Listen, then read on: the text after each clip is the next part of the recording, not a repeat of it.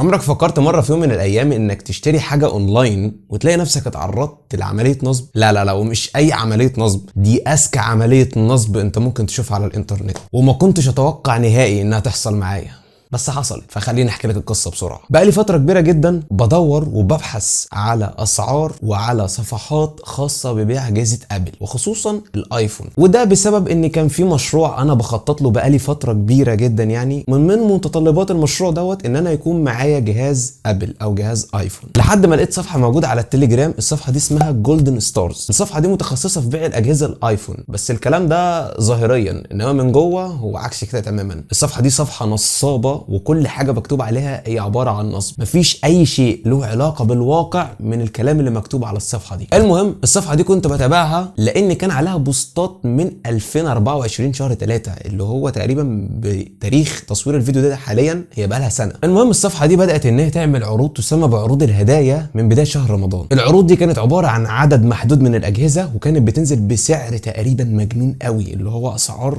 انت تشوفها صفقه بس ما تفهمش يعني ليه السعر ده كده. لحد ما في يوم نزلوا عرض، والعرض ده الصراحه انا لما بصيت عليه كده قلت بس ده الصفقه بتاعتي، وايه انا لازم احصل على الايه العرض ده والحقه قبل ما الوقت يخلص، لان العرض ده كان ليه تايم معين، يعني ساعه ساعتين وايه بينتهي او باسبقيه الحجز. دخلت اتواصلت مع الشخص اللي كان موجود اللينك بتاعه على البوست بحيث ان انا احجز التليفون، ودارت محادثه كبيره جدا ما بيني وما بين الشخص ده، يعني تفاصيل عن التليفون وعن الشركه وازاي ان انا هقدر اخد التليفون، خصوصا كمان ان كان مكانهم في مرسى علم، فاللي هو ما بيني وما بينهم 800 كيلو، اللي هو صباح الخير 800 كيلو يا جدعان، انا اروح هسافر عشان اجيب التليفون ده. لحد ما جينا عند نقطه الدفع، قال لي والله حضرتك عشان تحجز العرض ده لازم تحول المبلغ كامل. قلت له طب معلش ممكن ادفع جزء حجز مبدئي والجزء الاخر اديه للمندوب لما يجي لي بالتليفون؟ فالراجل كان رده ما ينفعش، ده مجرد عرض والحجز بيكون عن طريق دفع المبلغ كامل. فالمبلغ كامل كان 2800 جنيه اللي هو تقريبا 3000 جنيه يعني، فاهم؟ قلت تمام، بس معلش انا ايه اللي يضمنني ان انا لما احول لك الفلوس التليفون هيوصل لي؟ قام الراجل باعت لي بقى صراحه كده كميه حاجات اللي هي ايه،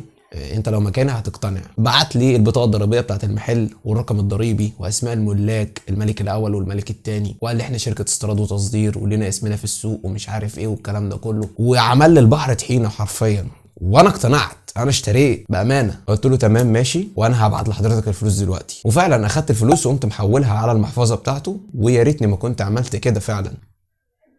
المهم اليوم اللي انا المفروض استلم فيه الاوردر ما حدش اتواصل معايا، الظهر اذن وصلناه والعصر اذن وصلناه وما فيش حد اتواصل معايا، قلت يبقى بعد الفطار، لحد ما المغرب اذن وفطرنا وبرضه ما حدش اتواصل معايا. فقلت وارد يعني ممكن الموضوع يتاخر وياخد يوم كمان، مش شرط ان الميعاد اللي يقول لك فيه تيجي لك فيه الحاجه. فقمت داخل للشخص اللي كان موجود على التليجرام، اسمه محمد، شخص اسمه محمد، الله اعلم هو ده اسمه الحقيقي ولا لا. دخلت اتواصلت معاه، قلت له لو سمحت انا المفروض ليا اوردر استلمه النهارده، ما حدش اتواصل معايا من اول اليوم، فلو حضرتك ممكن تشوف التاخير ده من ايه، او ممكن تبعت لي رقم المندوب وانا هتواصل معاه، انا ما عنديش مشكله. خلاص العشاء كانت قربت تاذن، فقمت ساب التليفون وقمت داخل متوضي عشان ايه صلاه العشاء. مش عارف ايه اللي خلاني بعد ما اتوضى امسك التليفون اجي ابص على الشات اللي انا كنت بتكلم فيه، ما الاقيش الشات ده اصلا. فقلت اكيد التليفون مهنج او في مشكله، يعني اكيد مفيش حاجه غلط. لقيت الشات اللي كان ما بيني وما بين الشخص ده اتمسح ومفيش اي حاجه حرفيا باينه. يا جدعان فين الشات اللي انا كنت بتكلم مع الشخص ده؟ راح فين؟ داهيه مش لاقيه، ومش عارف ازاي حاجه زي كده حصلت. بس اللي اكتشفته بعد كده ان تقريبا انا اتعمل لي بلوك، فلما بيتعمل بلوك للشخص ده الشات كله بيتمسح. خلاص انا بعد ما اتاكدت ان اتضحك عليا وخلاص تعرضت لموقف نصب والناس خدت الفلوس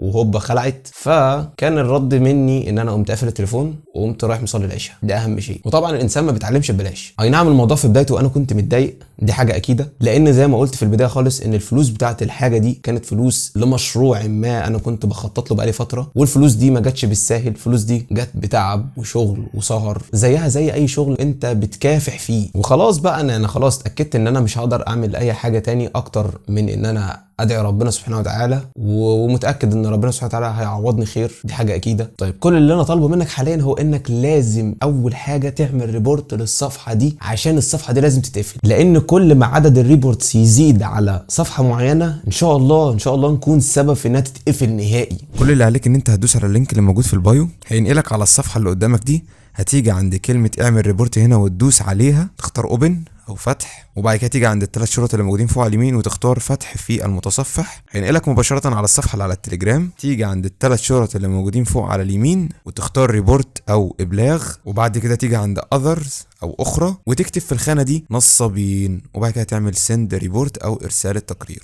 ولو كنت بتتفرج على الفيسبوك او على يوتيوب فهتلاقي اللينك بتاع القناه دي موجود في الديسكريبشن او في الكومنتات. تاني حاجه طالبها منك هو انك تعمل شير للفيديو ده مع اي حد انت تعرفه، ان شاء الله حتى تاخد اللينك بتاعه تحطه في ستوري عندك في الواتساب او في الجروب، اي حاجه، المهم الفيديو ده لازم ينتشر، لان الصفحه دي لا زالت حتى الان مستمره في النصب على الناس، وبتنزل عروض اللي هي عروض النصب لسه مستمره حتى الان. وتاكد تماما ان لو مش انت اللي هيتنصب عليك فهيبقى اخوك، حبيبك، صاحبك، قريبك، المهم حد انت تعرفه او حد يكون عزيز عليك. واكيد طبعا انت هتكون متضايق لو حاجه زي كده حصلت مع حد انت تعرفه. انا عارف ان انا طولت شويه بس حبيت ان انا احكي الموضوع بالتفصيل عشان لو تعرضت لموقف زي ده شبيه ليه اعرف النهايه بتاعته ايه. طبعا مش من الطبيعي ان احنا نطلع نتكلم في فيديوهات زي كده، ومش من الطبيعي برضو ان انت تشوفوني بالحاله اللي انا فيها دي حاليا، بس يعني الحمد لله على كل حال. بتمنى ان الجميع كله يخلي باله من نفسه ويخلي باله من فلوسه ويخلي باله من العصابات المنتشره حاليا دي، وان شاء الله يكون الفيديو ده توعيه لاي حد ممكن يتعرض لموقف زي كده في المستقبل. ان شاء الله اشوفكم في فيديوهات تانية احسن من الفيديوهات دي، وما نطلعش نتكلم في الحوارات دي تاني، ويا رب دايما كلكم تكونوا بخير، واشوفكم ان شاء الله في فيديوهات تانية.